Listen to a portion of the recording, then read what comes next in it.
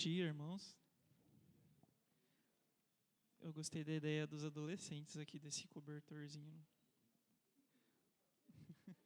É verdade, tem café também. Irmãos, nós vamos dar continuidade nessa manhã ao livro 9 Marcas Construindo Igrejas Saudáveis, com o tema de evangelização. E essa é a sexta aula que eu estou aqui trazendo para os irmãos, e estamos começando o terceiro capítulo do livro. Então, são mais ou menos aí duas manhãs para cada capítulo. E esse capítulo a gente vai começar agora a falar sobre como conectar a nossa igreja a uma cultura de evangelização. Nos dois primeiros capítulos a gente estava entendendo um pouco sobre o que é evangelização, como ela é feita, né? Qual a forma correta de evangelizar, ou bíblica de se evangelizar, o que é o evangelho, né? Como a gente se achega às pessoas que precisam do evangelho, por que as pessoas precisam do evangelho. Então, os dois primeiros capítulos eles foram apanhados, primeiramente, mais individualista do que coletivo. Então, nós tivemos uma base agora para, a partir do terceiro capítulo, então, a gente começar a aplicar isso dentro realmente da vida da igreja e em uma vida mais comunitária, se tratando de irmãos em Cristo. Então, o terceiro capítulo começa conectando a igreja a uma cultura de evangelização. O autor começa esse capítulo justamente trazendo algumas falas de Jesus sobre algumas coisas que são muito importantes, na verdade, as bases da igreja, né? Lá em João 13, nos versículos 34 e 35, Jesus diz assim aos discípulos: um novo mandamento vos dou, que vos ameis uns aos outros, como eu vos amei a vós, que também vós uns aos outros vos ameis. Nisto saberão que sois meus discípulos, se vos amardes uns aos outros.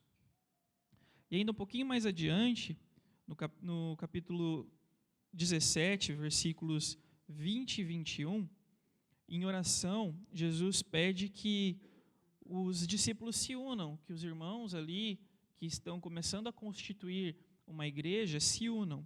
Ele, orando ao Pai, diz: eu não rogo somente por estes, mas também por aqueles que, pela sua palavra, hão de crer em mim, para que todos sejam um, como tu, ó Pai, o és em mim, e eu em ti, que também eles sejam um em nós, para que o mundo creia que tu me enviastes.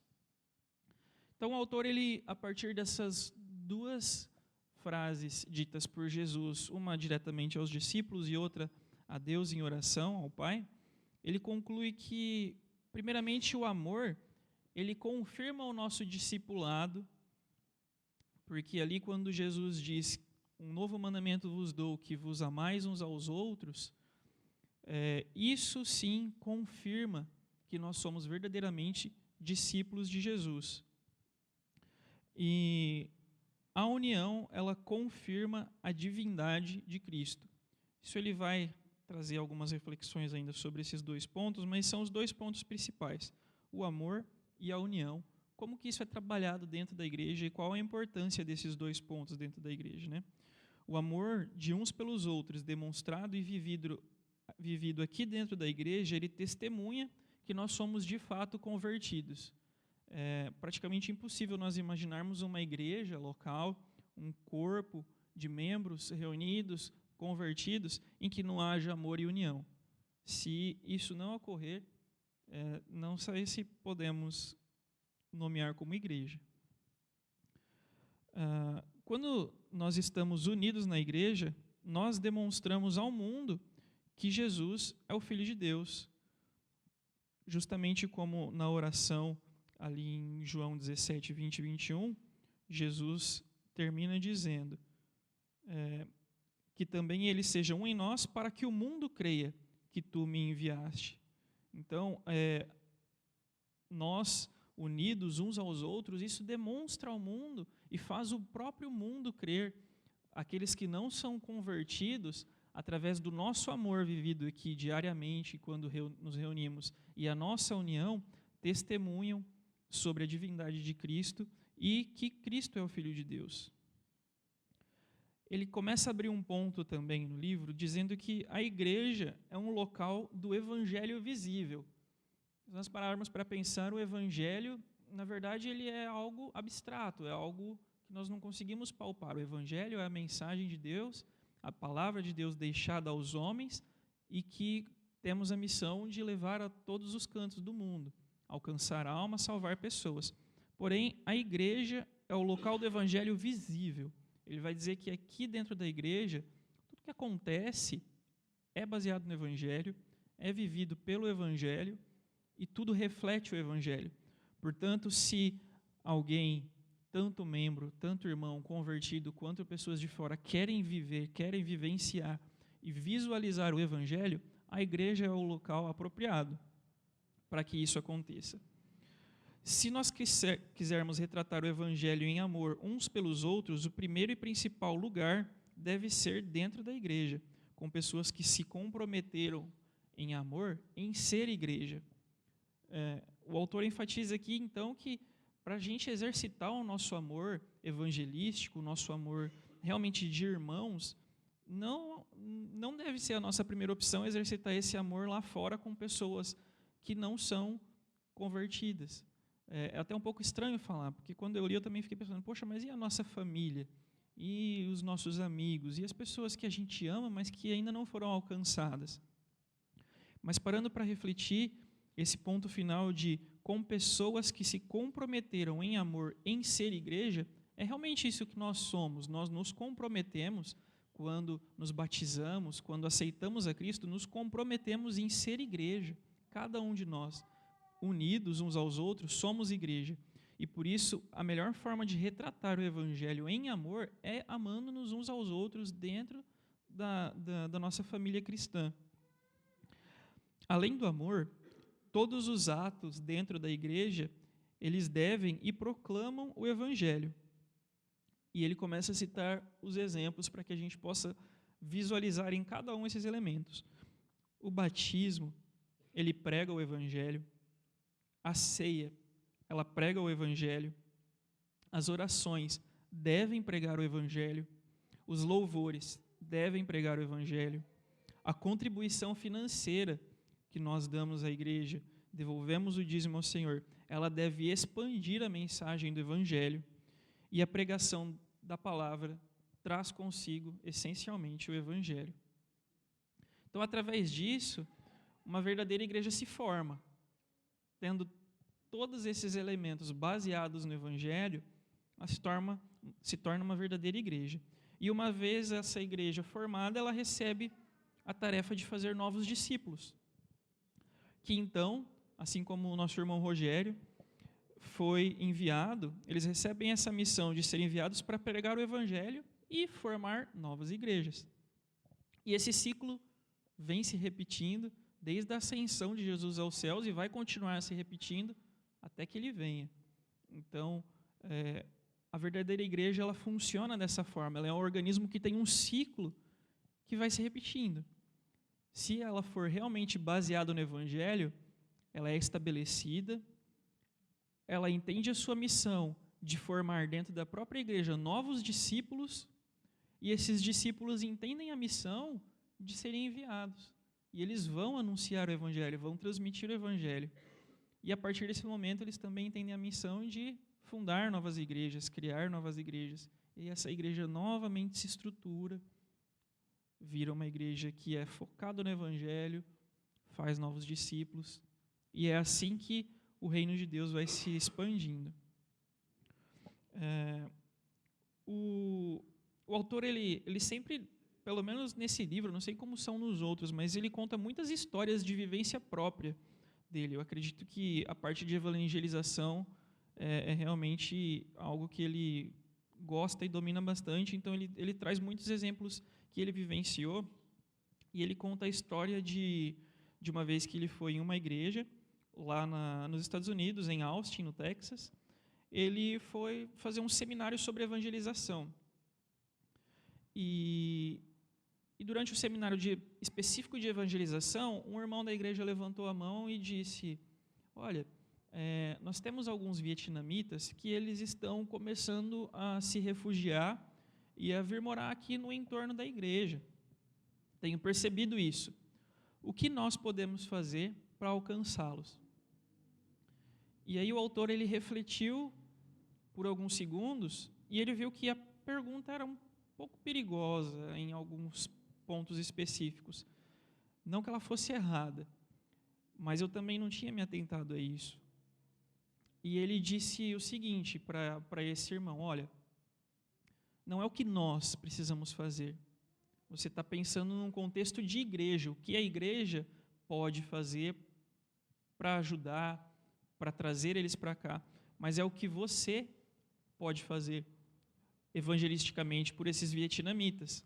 Ou seja, o autor ele tira essa responsabilidade de evangelização prática, de ir a campo, de buscar pessoas, da igreja em si, do corpo local. E ele leva isso para o individual, justamente porque dentro da igreja, tudo que acontece retrata o próprio evangelho, é o evangelho visível.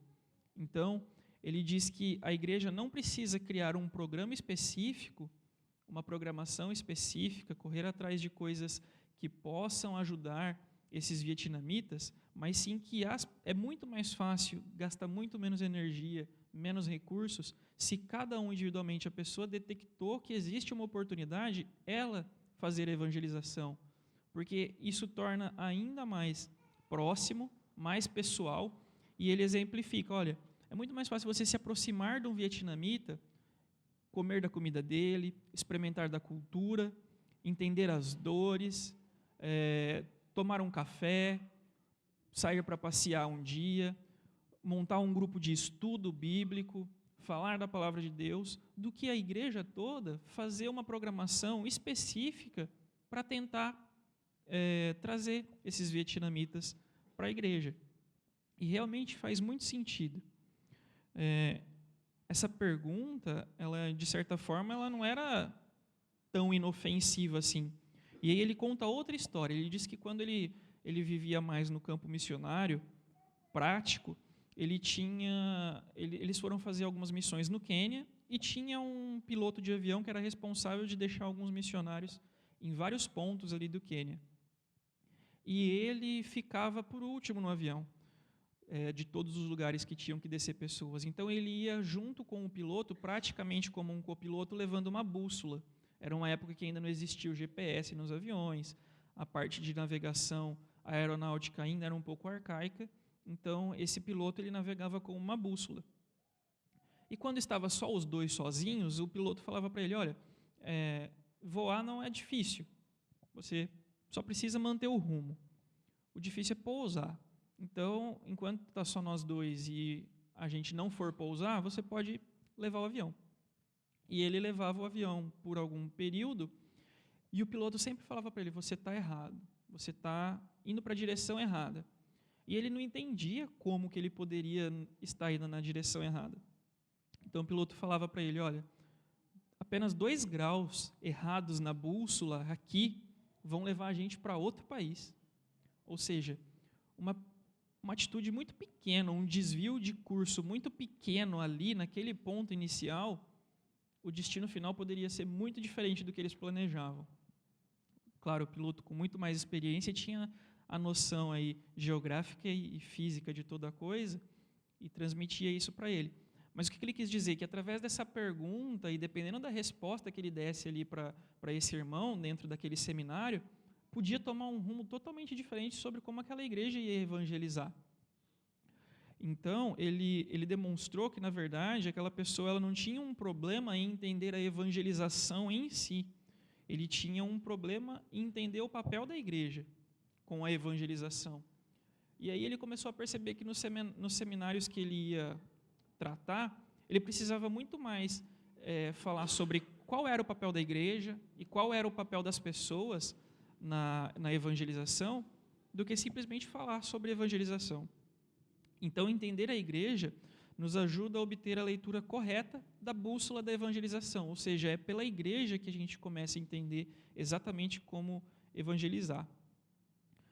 E aí ele começa a entrar nos pontos que nós vamos, então, pontuar o que realmente é a igreja. E ele diz assim, se uma pessoa no shopping estivesse com uma prancheta lá e estivesse fazendo uma pesquisa e te parasse e falasse, olha, eu estou fazendo uma pesquisa, eu quero saber para você, o que é uma igreja? Né? Algo de que geralmente a gente não é questionado, o que é uma igreja. Se a gente for parar para refletir, a gente fica meio titubeante, assim, né? E se ainda a pessoa continuasse, depois da sua pausa, para pensar, quais são os elementos necessários e fundamentais que caracterizam uma igreja? Não só apenas o que é, mas o que precisa ter para que seja considerado uma igreja? E aí ele ajuda a gente a entender, ele separa em 3 pontos. Ele define uma igreja através do que a igreja é, em primeiro lugar. Em segundo lugar, o que a igreja faz. E em terceiro lugar, qual é a missão da igreja. Com esses 3 pontos, ele consegue responder essa pergunta: o que é uma igreja? E quais os elementos necessários e fundamentais que caracterizam realmente uma igreja? E ele começa respondendo a primeira pergunta: o que é a igreja? E a gente sabe que muitas pessoas ainda pensam de forma estranha sobre isso. Não, a igreja não é aqui o nosso templo. Ela não é a construção civil, essas paredes, o teto. Ela não é os instrumentos, os bancos, nem mesmo a nossa liderança em si, como líderes, é a igreja. A igreja, na verdade, ela é a reunião de cristãos nascidos de novo, os quais em amor estabeleceram entre si um pacto de se reunir com regularidade sobre a autoridade das Escrituras e a liderança de um pastor, com o objetivo de adorar a Deus, ser a imagem visível do Evangelho e, acima de tudo, dar glória a Deus. Ou seja, a igreja somos nós, cumprindo um papel específico ao qual nos comprometemos a cumprir quando nos tornamos cristãos. Segunda pergunta que ele responde para entendermos o que realmente é a igreja. O que a igreja faz?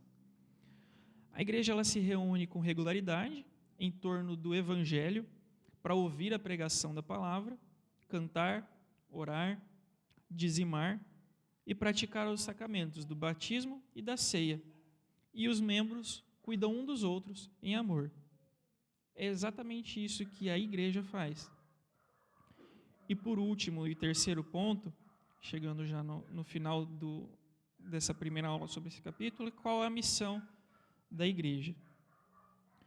A igreja ela faz parte do plano de Deus para a evangelização, com uma missão primordial: ir a todos os povos e fazer discípulos, ensinando-os a obedecer tudo o que Jesus ordenou. Então, para fechar, irmãos, acho que o ponto principal dessa primeira análise sobre esse novo capítulo é o que o autor diz sobre a igreja conectada com a cultura de evangelização. É uma igreja que vive a essência do evangelho, em todos os atos, em tudo que é feito dentro da igreja. E através dos irmãos, em união e em amor, ela reflete o evangelho para todos os que olham para ela. Porém, a parte de realmente evangelizar, buscar almas, buscar pessoas, trazer até esse ambiente onde o evangelho é visto com os próprios olhos, faz parte da responsabilidade de cada irmão. Jesus, quando chamou pessoas. Não chamou paredes, não chamou uma localidade, não chamou um templo, não chamou um instrumento, um banco, uma cadeira. Ele chamou pessoas. Não é responsabilidade específica e total da igreja desenvolver programas para que a evangelização aconteça. A igreja é o evangelho. Portanto, cabe a nós cumprirmos a missão que nos foi dada, a grande comissão, para que o evangelho realmente seja propagado. E aí sim, trazermos esses novos convertidos até a igreja para que aqui eles vivenciem o evangelho de forma prática, assim como nós temos desfrutado. Amém?